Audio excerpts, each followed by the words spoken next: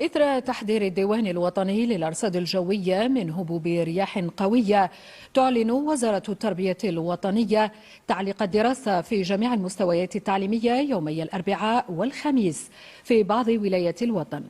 والولايات المعنية هي وهران، تلمسان، عين تيموشنت، مستغانم، سيدي بالعباس، سعيدة، تيارت، تيسمسيلت، معسكر، غليزان، النعامة، البيض، شلف، تيبازا، الجزائر، بومرداس، تيزي وزو، بجاية، عين الدفلة، البليدة، المدية، البويرة، جيجل، سكيكدا، عنابة، طارف، برج بوعريريج، وسطيف، ميلا، قالمة، أم البواقي، خنشلة، تبسة، بسكرة، المسيلة، الجلفة، الأغواط، أولاد جلال، سوق هراس، باتنا وقسنطينة.